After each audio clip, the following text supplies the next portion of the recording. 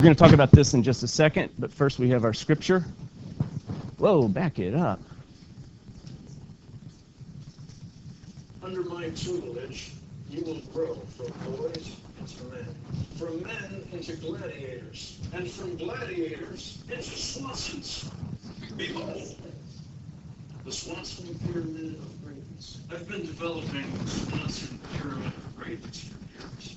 It's a perfectly calibrated recipe for maximum personal achievement. The categories include teamwork, very important, equally important, selfishness. Take what's yours. America, the only country that matters if you want to experience other cultures. Cursing, there's only one bad word. Texas. Haircuts, there are 3 acceptable haircuts. High and tight, crew cut, buzz cut. Are the scissors broken in your house, son? Animal proteins, 4 to 8 servings daily. Cow, pig, chicken, deer. Fish, for sport only, fish meat is practically a vegetable. Friends, 1 to 3 is sufficient. Capitalism, God's way of determining who is smart and who is poor. Skim milk. Physical fitness, honor, facial hair, living in the woods, rage, voice, property rights, frankness, crying, B.O., cabin, skim milk. That's right, it's on here twice. Avoid it. Masonry, stillness, torso, intensity, old wooden sailing ships. All right, so if you do all of those things, are you going to succeed in life? Yes. Possibly. I mean, I can't necessarily disagree with all of them, but some of them are a little extreme maybe. So, our real instruction for life, though, is this. Emily, can you read this to us?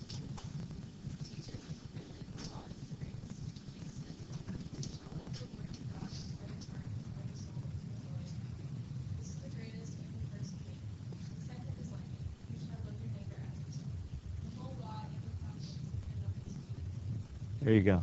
It's really hard to be a good person if you don't follow these, right?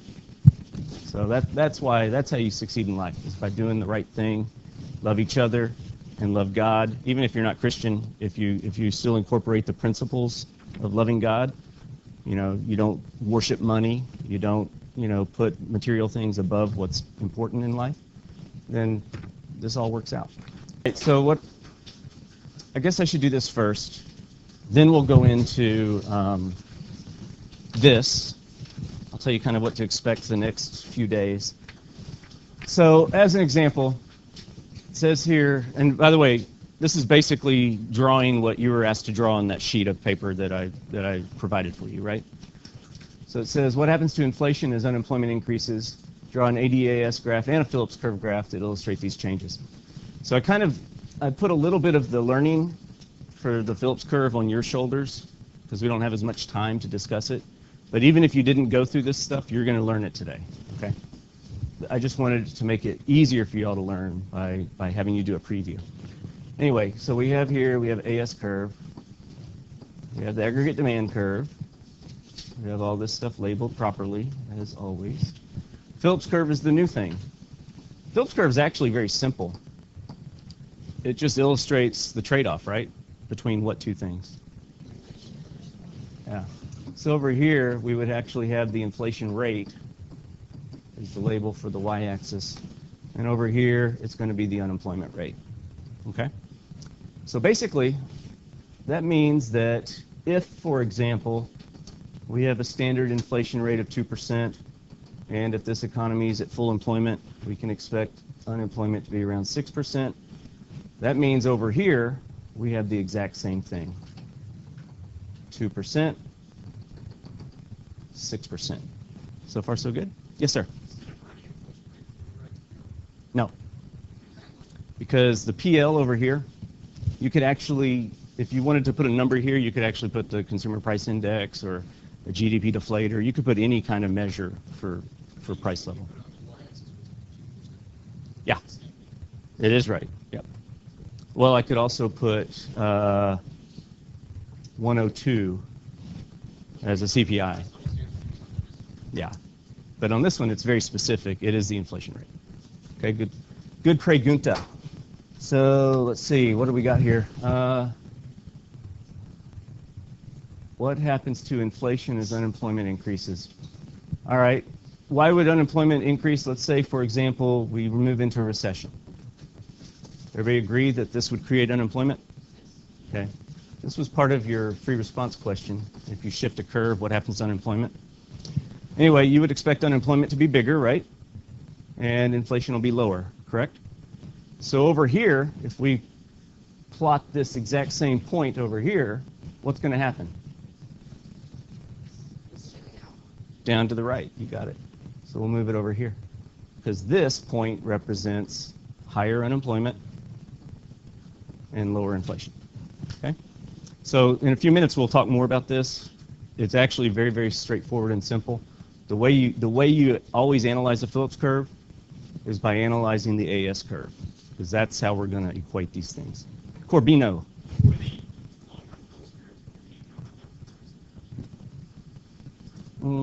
Do we? I don't remember. We might have to. Well, here's what it would look like. Okay, if you did have to draw one, where would I put it over here?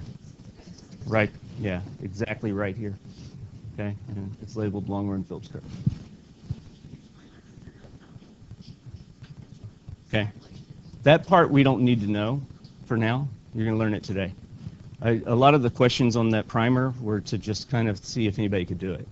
The first page, that's the part that I'm going to talk about for the quiz. Okay. So unemployment rises, then the AD curve shifts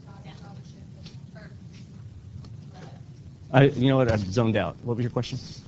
If the unemployment rises, then AD shifts left. Employment rises. Yeah. And it's actually the opposite cause and effect. If AD shifts left, unemployment rises. Okay. All right. If by the way, if you did this much on the primer, you're good for the quiz. Okay. So we'll talk about that in a minute. So today we're going to look at long-run growth, even though we've already alluded to it. Okay, we're going to briefly discuss it, and then we're going to make sure everybody understands the Phillips curve. Okay, so that's basically it. This is what we're doing today. We're going to take a open note quiz, have some lecture. My assignment to you is this: if you haven't yet looked at the review guide that I posted, y'all really should do that, because on the cumulative overall next exam, you need to know all of that stuff. You got to know all the graphs. You got to know all the formulas. It's not next class. I changed it to Tuesday. That way, you guys would have a little extra time. Yes, sir. I'm starting. Okay. So this is a little bit repetitive, but I just want to keep on making sure that we cover everything. Okay. By the way, the shape of the Phillips curve, it doesn't have to look like this. Okay. In real world, it would probably have a curve to it like this. But you can also draw it just like that. I mean, it's fine. Okay, you can do it either way. Okay. So really, the only thing we need to understand here is that in the short run, there is a trade-off, okay, between inflation and unemployment. So again, this is our inflation rate expressed as a percent. Over here is our unemployment rate. All right. So it's very clear that if we move from this point to, say, this point, we're going to gain unemployment and lose inflation. Okay? So that's the trade-off. If we want to reduce inflation, guess what's going to happen to unemployment? Yeah. Okay? So if policymakers implement policy to reduce inflation, there's going to be some unemployment. If they implement policy to reduce unemployment, they're going to have some inflation. Okay? So this graph actually shows us the exact same thing as our ADAS graph. All right? Yeah. The relationship here is inverse. Now, in the long run, and we haven't hammered this home enough, I think, but even if you implement policy to reduce unemployment or you implement policy to reduce inflation, in the long run, it doesn't really matter what you do with monetary and fiscal policy. You're going to end up with your natural rate of unemployment. Okay? So we're going to demonstrate a little bit more about how that works today. So that's just the layout of the graph. That's basically what we're looking at. All right? So here's the guy you can blame for creating this. He's dead. But basically, he just plotted the relationship between inflation and unemployment over the course of many, many years, and he discovered that this is the way it is. Yes, sir. Oh, that's the Laffer curve. That's actually in your book in the same chapter, but we've already covered it, so we're not. And by the way, you won't see that on an AP exam. Nah, that's the Laffer curve. All right, so let's roll on. Now we're going to demonstrate what happens to the Phillips curve whenever there's a change in aggregate demand. Okay? So again, I'm going to draw these guys side by side, and it helps if y'all do the same because it creates that muscle memory. Now, I did notice most of y'all on your graphs this time, most of y'all did your graphs perfect. You just maybe didn't shift them right, but you drew them right, so that's good. Okay? Yes, sir. Is it bothering you? Okay. Whoops. You distracted me. All right. So this is the unemployment rate. This is the inflation rate. All right. So this is ADAS. Sorry. We'll just label that Phillips curve. All right. So far, so good? All right. No, we don't have to right now. Okay. So this point right here, we'll label it A, corresponds to roughly, we'll just say this point here. Doesn't have to be exact. But at the 2 points of A, we have the same level of unemployment, same level of inflation, okay, in both graphs. So now let's have aggregate demand decrease. Okay. So if the aggregate demand curve shifts to the left, now we have a new point of equilibrium. We'll call it B. At point B, what happened to the price level? Decreased. What happened to the unemployment rate, or real GDP, either way?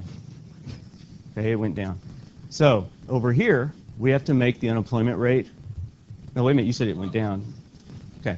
Yeah, unemployment has to go up, and inflation has to come down. So point B over here is going to be here. Now, here's the reason I'm having y'all draw both graphs side by side. Okay? On a test, you might be asked a question. You know, maybe you're given a Phillips curve, and it shows you point A, and then it gives you this question: what happens if consumption spending decreases? Okay? If you know the stuff inside out and backwards, you know that you'll move to point B.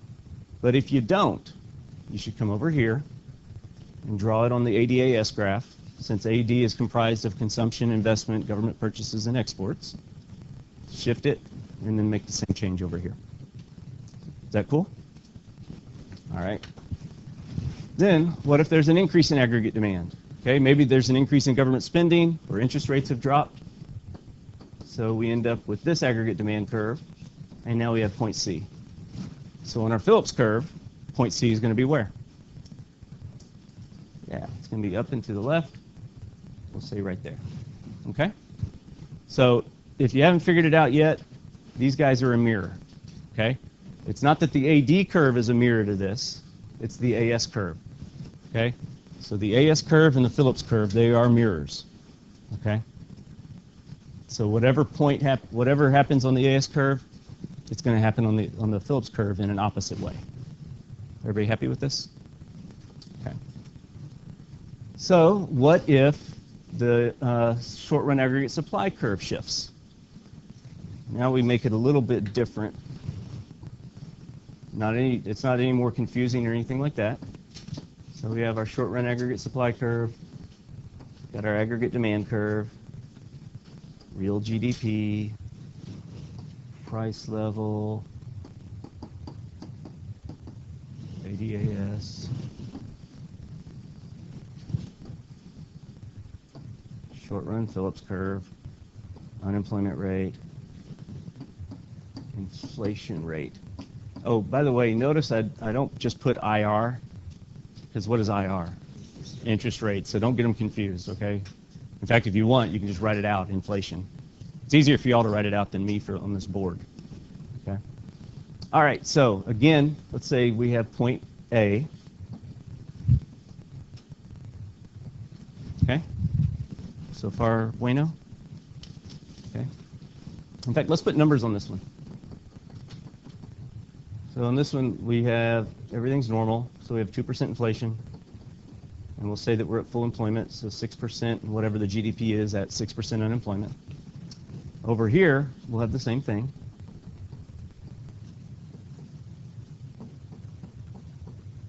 And 2%. All right, so let's cause the AS curve to shift to the left. What would actually cause that?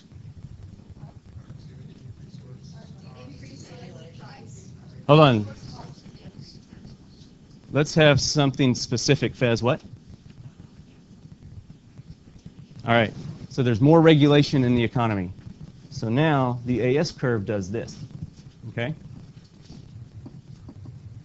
And now we have this new equilibrium. Okay? And so the new equilibrium has, I don't know, what, 3% inflation. And we have higher unemployment. Let's just say it goes to 7. Okay? So that means that over here, we have to make the same thing happen. We have to have more inflation and more unemployment. So how are we going to get that? Okay. We got to shift the whole curve this time. So this time it's not movement along the curve. You get movement along the curve if the AD curve shifts. You get shift in the whole curve if the AS curve shifts. Rachel.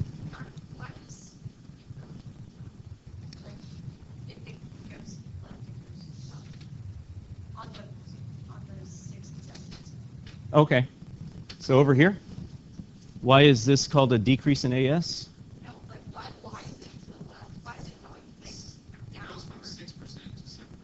Oh, okay. So over here, this you could also equate this with employment / unemployment. Okay. So over here, this is 0. So let's say that at 7% unemployment, we actually have 93% employment. And over here, we have 94% employment. So the numbers get bigger as you move this way, but conversely, the unemployment rate gets bigger going back towards the origin, okay? All right, cool. Now over here, it's going to be the opposite. Now unemployment gets bigger when you move right. So to make this one, basically we need to make an equilibrium somewhere around here, right? If we label this point B. So point B, that means in order to get from A to B, we got to shift the whole curve, okay?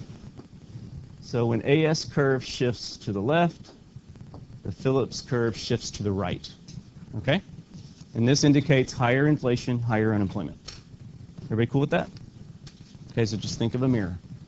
And again, I'm reminding y'all, since we're more familiar with this curve, it's easier to start here, make the change here, and then do the mirror over here, all right? I'm saying that exact thing. Good job. All right. So, all right, Fez, keep going. What's going to shift the AS curve to the right? All right, good. That's a really good reason. Okay. More productivity. We have more technology, so we have more machines helping us out. Now we have less inflation, less unemployment. Okay. This is called point C now. That means in order to get less inflation, less unemployment over here, we have to have point C over here. So if the AS curve shifts right, Phillips curve shifts to the left. Okay? Does that sort of make sense? Again, it's all just a mirror. Okay? Can I roll? So let's talk about what, oh man. I did all that on the wrong slide. I was supposed to draw all that here. Oh well. Y'all can read this though, right? So the short run Phillips curve, I can erase it all. The short run Phillips curve and the tell you what, we'll on the next slide we'll shift the long run curve, okay? Well, the circle is like so big. There we go. Okay. So yeah, this is just exactly what we just discussed, okay? Now, the short run curve, the long run curve, they're not static. Here's the only issue you need to keep in mind. The long run Phillips curve does not move for the same reasons the long run aggregate supply curve moves. That's where our mirror breaks down, okay? I hope that's clear. I'll tell you what will actually shift it. But the short-run Phillips curve and the short-run aggregate supply curve, they are married together, as Fez said. So they're going to move. They're both going to move in the opposite directions. The points are going to move in the opposite directions as far as equilibrium goes, based upon what happens in the ADAS graph. Okay? So we already talked about this one, a positive supply shock, more productivity, lower oil prices. That shifts the AS curve to the right, which means the Phillips curve shifts inward. Okay? This is resource cost, actions of the government, and productivity. So we discussed all three of these. We talked about oil prices, that'd be our resource costs. Actions of the government would be what Fez discussed when he talked about regulation. And then we just mentioned productivity as well. I think Fez mentioned that. Yeah, that would be over here in the actions of the government as well. Okay. The only thing you need to keep in mind about taxes and subsidies is that they can also shift the AD curve. So you have to base it on context. Okay. All right. So we already did this one. So I'm going to skip that. And now we'll talk about long-run adjustments. Okay. So let me make sure I don't have, okay, good. I don't have anything that's going to cover up my writing. All right. So let's draw them side by side again. This time I'll include the long-run aggregate supply curve and the long-run Phillips curve.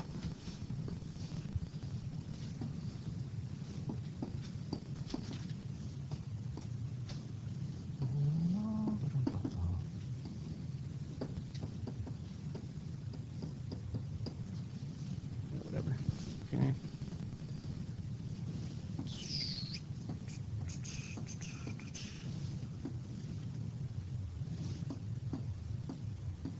All right, cool. Oh, labels, my bad. Inflation rate, unemployment rate. All right, that's good enough. So let's pretend for a second that, actually, let's draw some equilibriums. We have point A in both graphs. They correspond to each other. Okay. Now let's just make the economy move into, let's make it go into a recession. Okay. So something happens that causes this recession. Okay. Now we're at point B.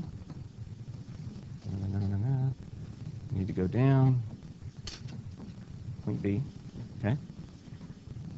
Do y'all remember how this economy self-corrects? Like something's going to happen to make it move back to long run. Yeah. Yeah, y'all got it. So if we don't use monetary or fiscal policy, that means the economy is going to correct itself. All right. And so the way it corrects itself is when we have this lower price level as a result of the recession, that means all the input prices that businesses have to buy also decrease in price. So we end up with the AS curve adjusting like so to bring us back to full employment. We label that point C. You have a question? Okay. So over here, if the AS curve shifts left, to the right, what happens to the Phillips curve? Good. So we're going to shift it left. Okay. And our point C now is right here. Okay. So there's a lesson here. All right. The lesson is that the short-run Phillips curve, and in fact, in the short run generally, if inflation goes up, or let me back it up, if unemployment goes down, you're going to see inflation go up. So there is this trade-off, okay, between the two. Yeah. So that's that. The short-run Phillips curve illustrates that trade-off, right? But what about in the long run? Does it matter what happens to inflation and unemployment then? Or in the long run, what is going on with unemployment? It's always going to revert back to the natural rate. So here, we'll call the natural rate 6%, but it doesn't have to be 6%. It could be 5, it could be 4, it could be 8, okay? So we're going to say, for our purposes, the natural rate's 6% right now. Everybody okay with that? So just like this economy corrects itself and always moves back to the long run, so does this, or at least this is how we demonstrate it, okay? So there is no relationship between inflation and unemployment in the long run. Okay? All right. Got some more stuff. All right. This is one thing we haven't talked about, and so I want to get this in, okay? we haven't talked about expected inflation. Every time we shift the AD curve, we end up with inflation. Maybe it was expected, maybe it wasn't. But I want to make sure we understand what happens when there is actual expected inflation. Okay? So let's, whoops, wrong color. Let's start with black.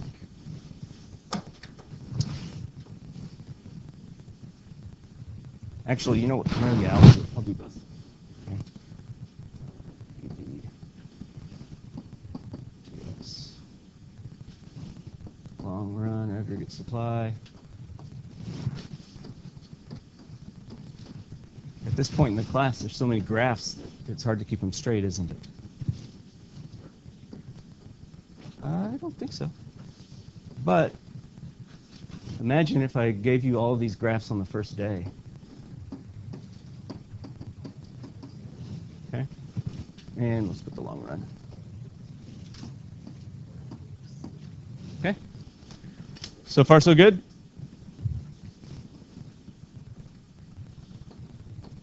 Now, what I'm going to illustrate here is conceptual more than anything. And so I want you to just put yourself in the place of a worker, okay? If you think, because of maybe because of the Fed policy, everybody's expecting inflation to be really high next year, are you going to do anything to plan for that? You want more money, right? So what ends up happening is businesses are going to expect the inflation, all right? Workers are going to expect the inflation. And we're going to focus on the aggregate supply curve here, okay? We have discussed that if we expect inflation to be higher, we're going to increase big purchases now so we don't have to pay the higher price. But now we're going to focus on the aggregate supply curve. Hang on, Rachel. So if businesses expect prices to go higher and workers expect prices to go higher, that means suppliers for inputs to production, they're going to increase their prices, okay, in anticipation. And then workers are also going to demand higher wages in anticipation of the production. Everybody cool with that? So what ends up happening, and I'm going to make this basically just simple, okay? We're just going to end up moving up to the higher price level, and we're going to skip the movements back and forth. Okay, we're just going to move straight to it. So on this one, on the Phillips curve, and by the way, this is where you'll mostly see this type of question. If we expect higher prices in the future, we're going to plan for it. It's expected. So we just do that. We move straight from A to B. We skip the process of a shifting AS curve and then a shifting AD curve to put us back. All this is illustrating to you is that we have a long-run view of the economy. Okay, everybody has the same data. Everybody pretty much knows what inflation is going to be because they can predict it, and so we anticipate it. Okay? So the key here is that when you have expected inflation, unemployment's not going to change. We're just going to raise prices. Okay? Yeah. Okay. Here's an example. Let's say this year we were surprised, and by the way, we don't have inflation right now, but let's say we were surprised with like a 10% level of inflation.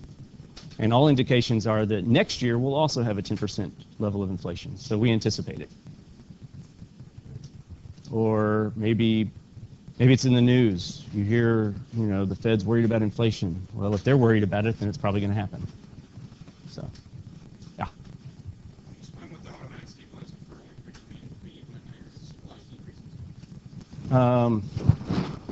Yeah, sort of, but this is the automatic stabilizer. This isn't expected. This would be different. Is that okay? All right. In fact, let's go back to the last one. We'll just adjust this one, okay? Because expected and unanticipated are totally different things. So let's say that there's an oil crisis. Energy prices go way up, right? All right. So the automatic adjustment goes like this. And by the way, you probably aren't going to be satisfied with this answer. Okay. AS curve shifts left. Okay. So it does result in higher prices, right? Okay. But what happens to unemployment? Okay, so now we have more unemployment, and so you're going to have more and more people without jobs who over time are going to be willing to accept lower wages. I haven't found a job in a year. Maybe I should set my sights lower. I'll accept a lower wage. So eventually, guess what happens? Wages drop, our curve shifts back. So this one's not as mechanical. Nah, we don't shift it. Right. I told you you wouldn't like this answer as much. All right. So basically, whether inflation happens expectedly or unexpectedly doesn't really make a difference. In the long run, we're always going to be on our long run graphs, on our long run curves. Jordan.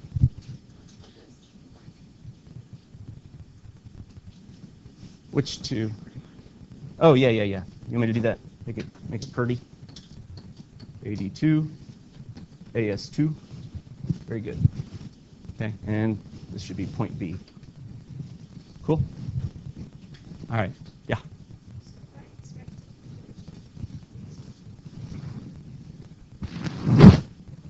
It's one of those self-fulfilling prophecies. Yeah, it might. I mean, usually there's a reason why it's expected. We just exacerbate it, maybe with our planning. All right, Rachel. If you expect a recession, the opposite effect All right. So now let's talk about the long run curve. Okay. Oh, by the way, this is kind of what we illustrated a while ago. Okay.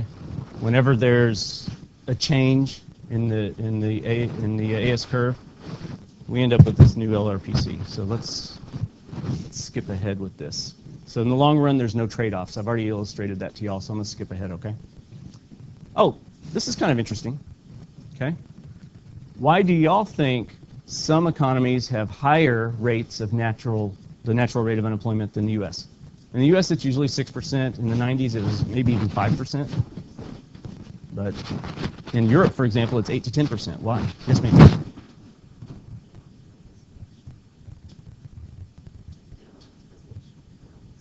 Nope, that's not it. Christine. No, that's not it either. Nope, that's not it. Corbin. Nope, that's not it. All right. Oh, one more?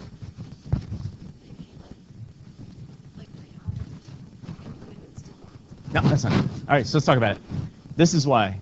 Government policies are the reason, okay? For example, in Scandinavia, if you're out of work, guess what? You can receive, well, let's just use the Netherlands. Yeah, there's less incentive to go find a job. In the U.S., since our unemployment benefits only replace about 14% of your wages, guess what? It's hard to live on that, so you have more incentive to go find a job. So that's why, okay?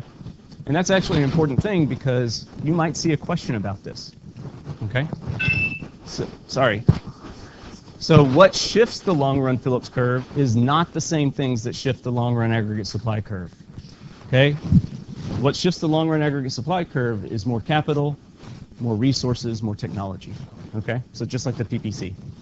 So what shifts the long-run Phillips curve is this: an increase in government benefits to the unemployed.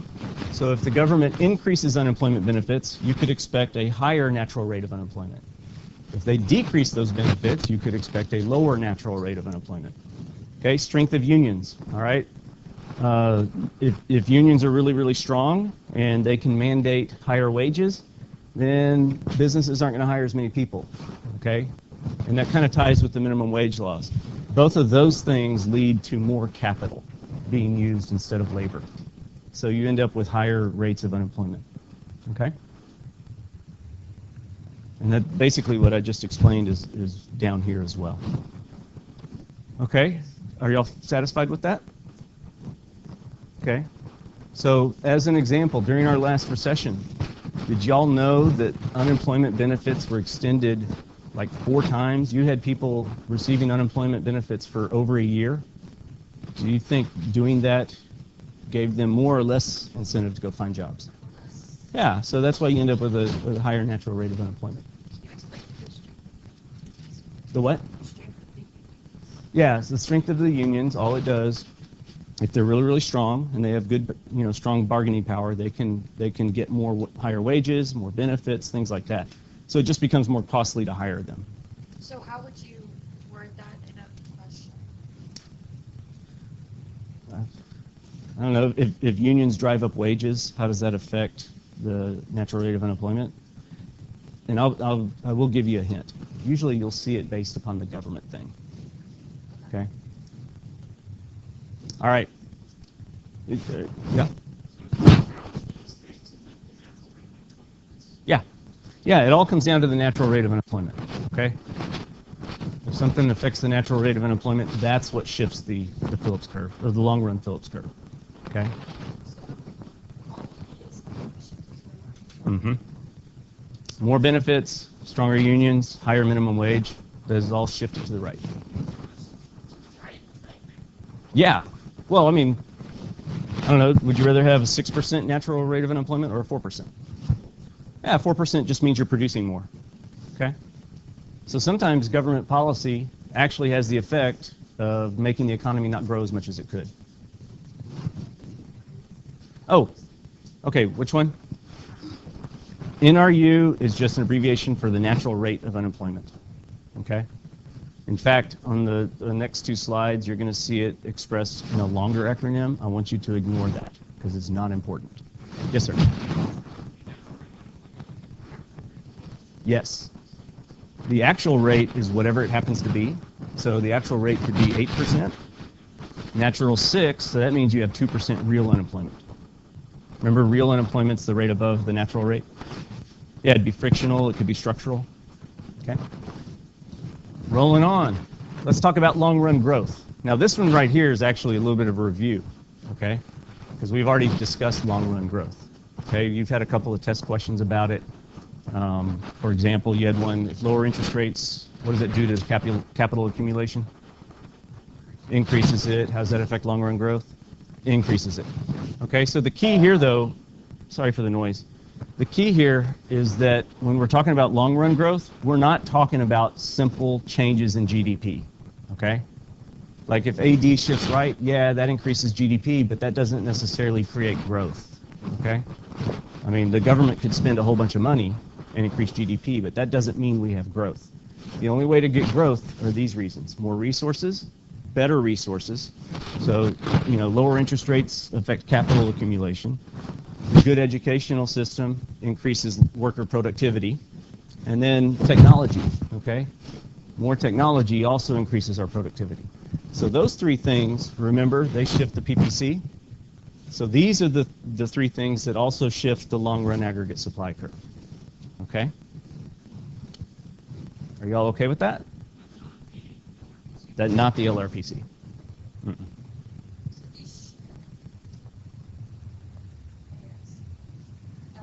LRAS. Now, it also will shift the other two curves, so I'll demonstrate that. Okay? So, wait a minute. What? Okay, this is the part I don't really want y'all to worry too much about. Okay?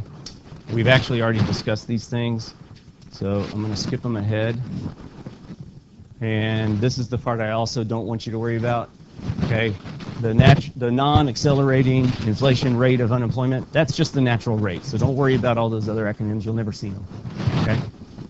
But it's just the natural rate of unemployment. All right? So let's skip ahead. Actually, didn't I include all of that in your notes? Yeah. So that's why it's not hugely important. Okay? Huh? I think we get out 12:20, I hope. Okay?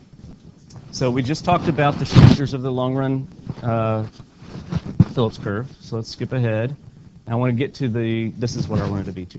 Okay, so when we're talking about long-run growth, okay, it's caused by more capital, more other resources, more technology, or better resources, okay? So let me make sure I get everything up here before I start drawing. Yeah, good. Okay, so what happens is this. If lower interest rates cause businesses to start getting more capital that's better, or let's say there's tax policy that encourages research and development, or our educational system is better, or we have, highly skilled immigrants coming into the country, all of those things are going to increase growth, okay? So the way you could do this is simply shift the LRAS curve to demonstrate it. Okay? And then that's as far as thinking goes. Okay? Then you just shift the other two to go along with it. AS2 and AD2. So these guys just drag with it. Okay? So the main thing is you shift the LRAS curve. The other two go with it. It's all good. Yeah, you just increase both. Make sure the new equilibrium is right here. It's no big deal. New equilibrium, it could be higher price or lower price. None of that matters. Okay? Now, this part's important. Okay? So we can remember we equate real GDP with unemployment, and we say that this is probably the 6% level of unemployment at that level of GDP, right? Well, guess what this level of unemployment is? So what? Say it. It's also 6. This is where our simple explanations break down a little bit, okay? Because this isn't a Phillips curve, okay? And by the way, the Phillips curve, if we had a lower natural rate, it would shift left, okay? But, so the natural rate will remain the same. Or it might get smaller, depending on whatever the reasons are. The point is that just because the AS curve shifts, or the long-run aggregate supply curve shifts right, it doesn't mean the natural rate of unemployment changes. Okay, remember, the only thing that changed the natural rate are those other things we already talked about. Okay? Are y'all okay with this? Okay. So,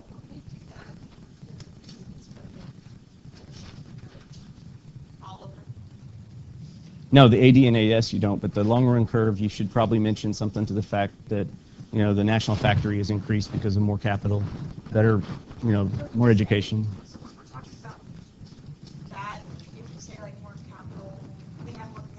Yeah, in fact, do y'all remember on one of y'all's tests, some of y'all got angry with me because on one of the explanations I wouldn't accept that when you were asked what happens to long-run growth, you just said AD increases, therefore GDP increases.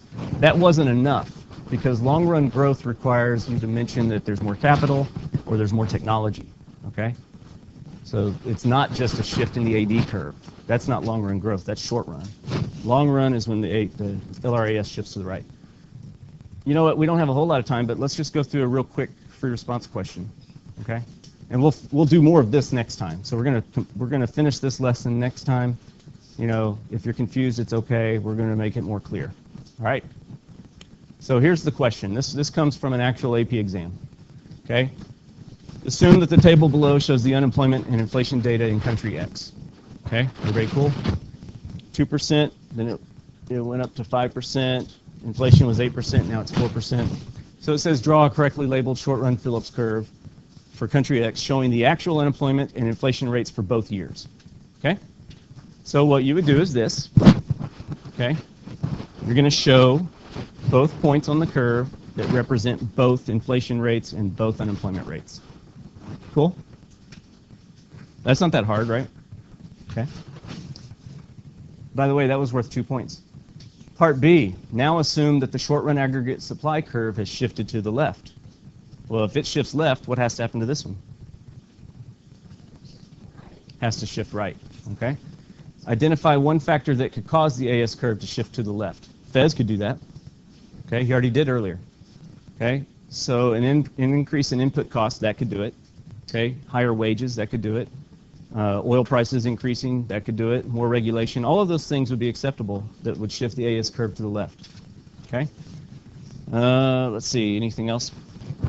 On the graph, show how this shift would affect the short-run Phillips curve. So then you demonstrate that the short-run Phillips curve shifts to the right. So far, so good? Okay. We're not finished yet. Assume that the natural rate of unemployment in country X is 5%. Draw a correctly labeled graph for the long-run Phillips curve. Okay? There it is, 5%. We don't put inflation rate here, right? Don't need to because there's no relationship between unemployment and inflation in the long run. All right? Last part of it. What's the relationship between... Oh, yeah, we just stated that. All right. There's no relationship, blah, blah, blah. Yeah, so we're good.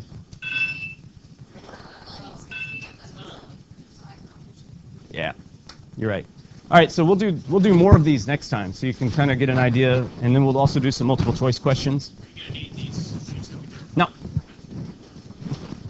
I know that you did it based upon your quiz.